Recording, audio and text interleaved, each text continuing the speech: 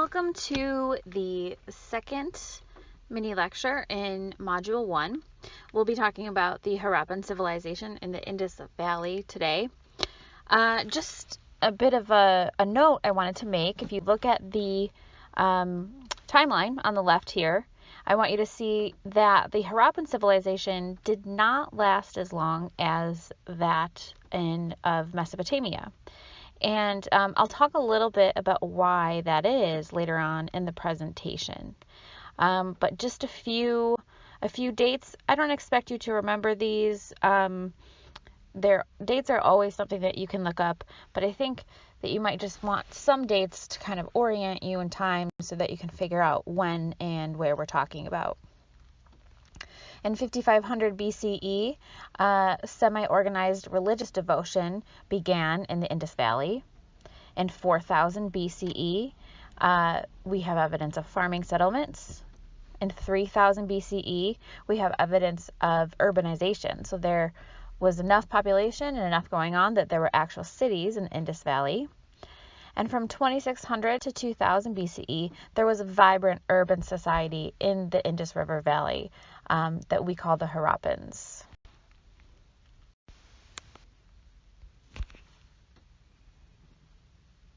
The Harappan civilization developed around the Indus River Valley in the 4th century BCE.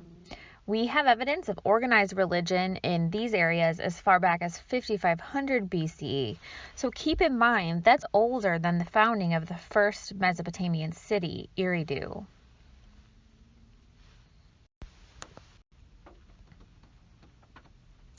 Scholars have found many similarities between ancient Indian religious practice and modern Hinduism.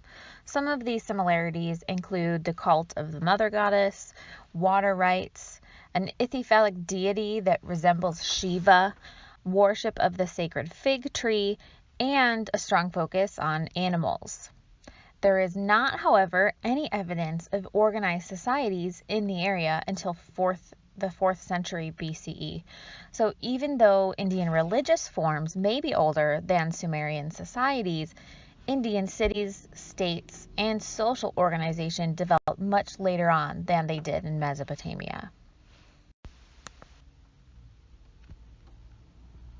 We also know less about them.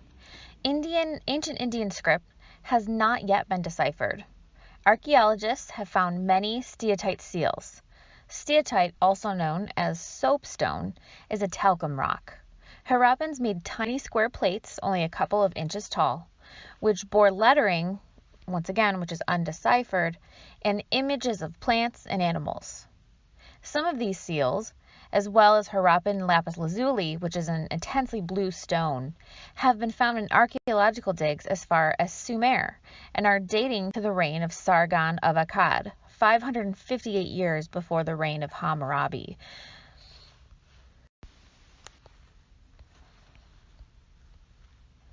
Because of these archaeological finds, we know there was long-distance trade between the Mesopotamians and the Harappans, even though they were almost 2,000 miles apart.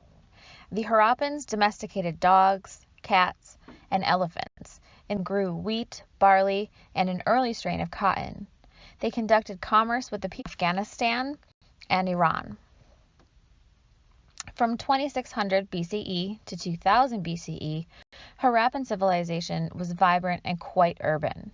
There were two large cities, Harappa and Mohenjo-Daro, and another 100 small towns and villages scattered around them. It's unknown whether there was a centralized state that incorporated two alternating capitals, or whether two different and rival states commanded each city. Mohenjo-Daro was known to suffer from debilitating floods, so it's also possible that the capital was abandoned in favor of Harappa for this reason. Mohenjo-Daro is particularly interesting because its ruins contained a pit filled with people who all died at the same time. Some archaeologists think that Mohenjo-Daro's flooding problems caused mass death from drowning and waterborne diseases like cholera, but there are other possibilities. From 2000 BCE to 1500 BCE, the Indian subcontinent was gradually invaded by a group of Eastern European nomads who called themselves Aryans. The Aryans were a group of Indo-European tribes who undertook a massive migration from their settlement in what is now Eastern Europe to modern-day Iran, India, Scandinavia, and East Asia. So they're going all over the place. Some archaeologists believe the Aryans massacred the Harappans in Mohenjo-Daro, but most evidence points to the coexistence and eventual intermarriage of Aryans and Harappans. The Aryan impact on Indian culture is thought to be dramatic. Their traditions and cultures, which they passed down orally and were mingled with the Harappan religion, were preserved in the Rig Veda, one of Hinduism's most sacred texts. Scholars found shocking levels of similarity between the religious and linguistic traditions of all regions where Aryans were known to have settled.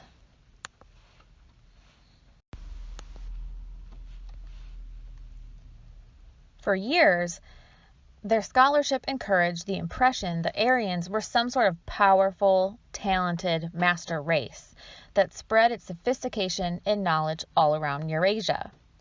In the 19th century, this idea was used by racial pseudoscientists to prove, quote-unquote, prove, that Europeans are and always have been culturally superior to Asian and Semitic peoples. This is simply not true. 20th century excavations revealed that the Harappans, the original inhabitants of India before the arrival of the Aryans, had a rich and sophisticated culture long before the Aryans arrived. Keep in mind, the Aryans were migrant nomads, while the Harappans had built entire cities centuries before the Aryans began their travels. The Aryan migration simply coincided with an unrelated decline in Harappan civilization. This has not stopped racist movements from adopting the Aryan cause. Hitler, for example, adopted the term, portraying modern Germans as the descendants of a master Aryan race, and alt-right groups today still use the Aryan myth to support their claims of racial superiority. This is an example of why history matters. Historical interpretations can affect our everyday lives.